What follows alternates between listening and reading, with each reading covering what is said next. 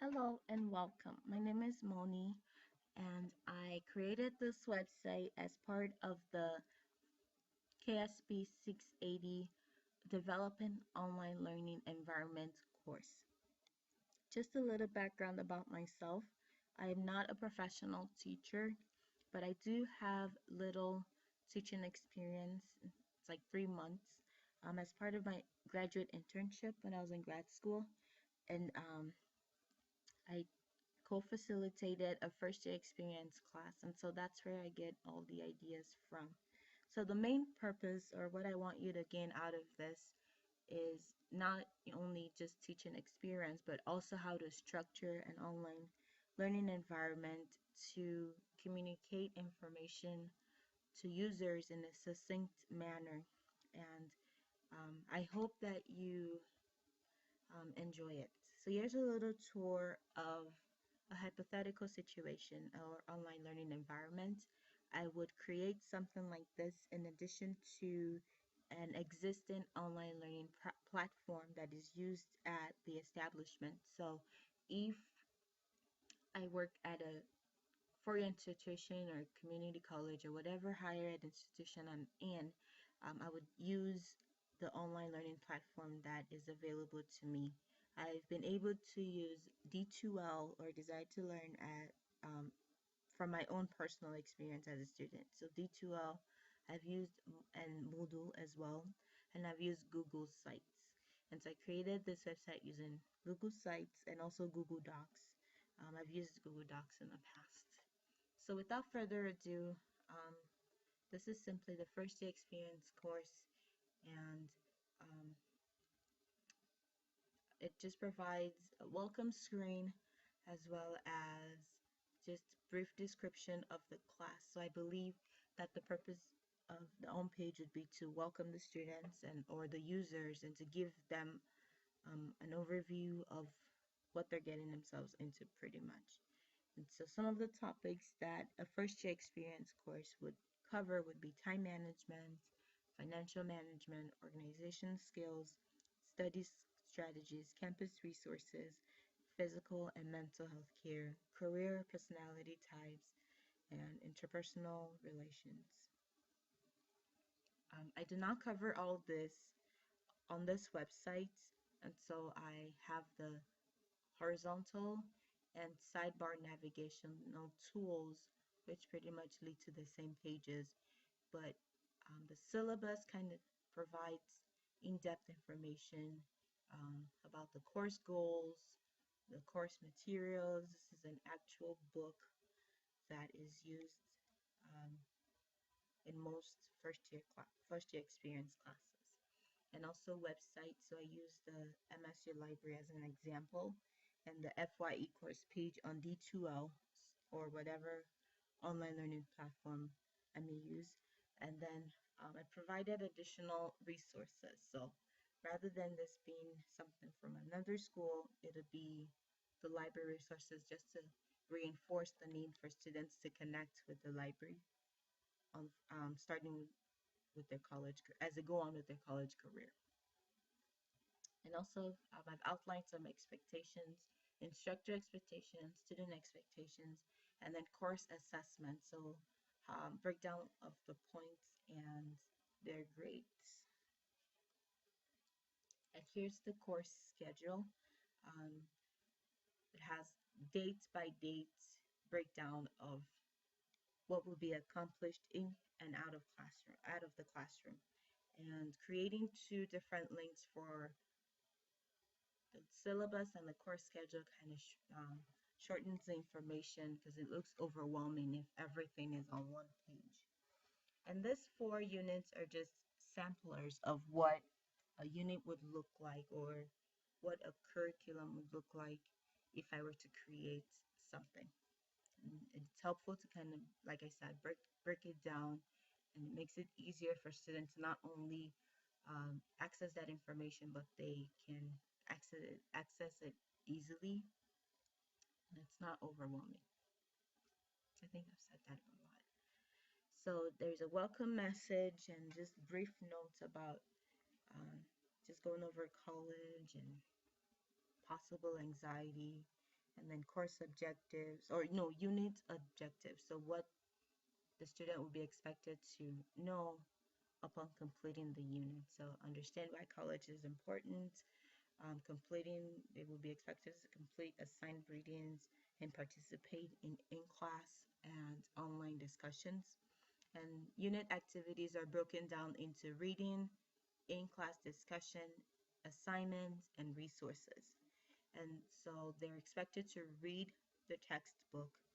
Um, and also for the discussion, I use the polleverywhere.com app, and I imagine that this could be in a computer lab, and they'll have the opportunity to complete this survey. Just and this survey will be used to group people. So they'll form their discussion groups based on these responses. I'll probably go with people who share the same seasons, who like the same seasons. So I can go on and answer the survey myself. I want to major in sociology, and I was going to say psychology. Why not? So double major in sociology and psychology. My favorite season is summer, and I hope to um, understand, no, to learn about different career paths and submit, and that would go away. And if you're familiar with the polleverywhere.com or their app, you'll know that they have other platforms that people can provide responses to surveys. And I've toyed around with this many times, so I hope this works now. So yes, so this is an example of what a poll would look like if I were presenting it to people. Um, what do you hope to gain from this course? And to answer that question, they could text this code and their response to 22333.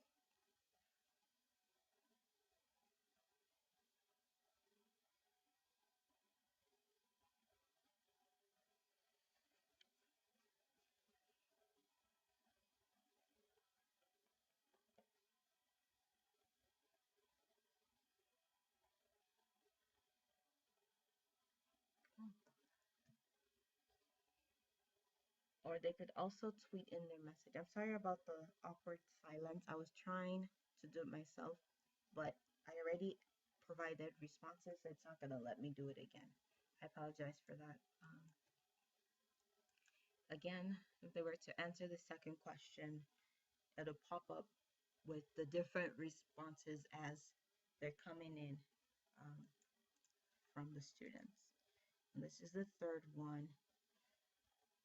And they'll just text this code in depending on what they want to respond to.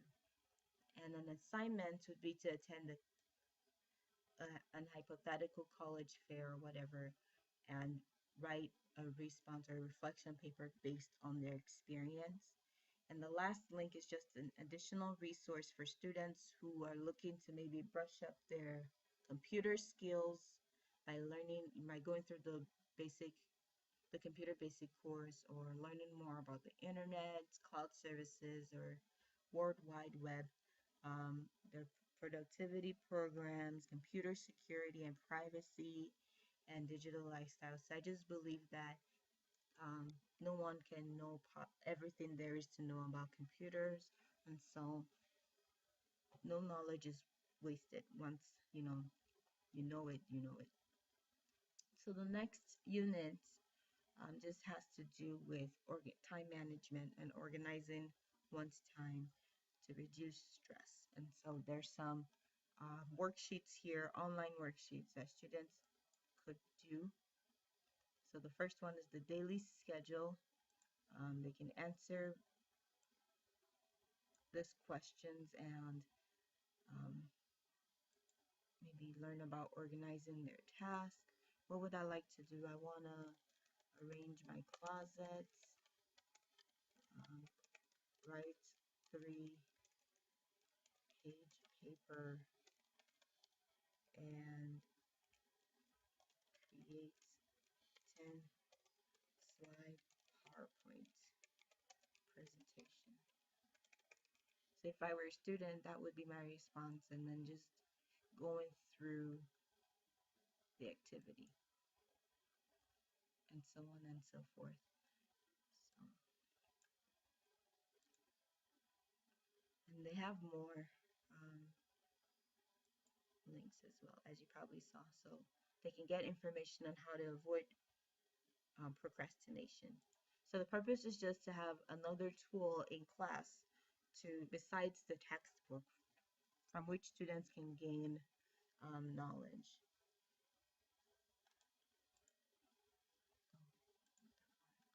And then the last tool is the Mind Tools. It's from mindtools.com. How good is your time management? And so they have 15 statements to choose from, and calculating their points and seeing where they are.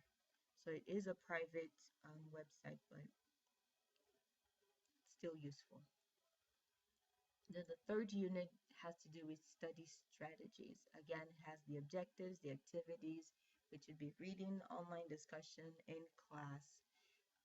And this one is a little bit different. They're going to be learning about the Cornell notes, how to, I don't want to be too certain, but the Cornell notes pretty much help students organize their notes in a more efficient manner.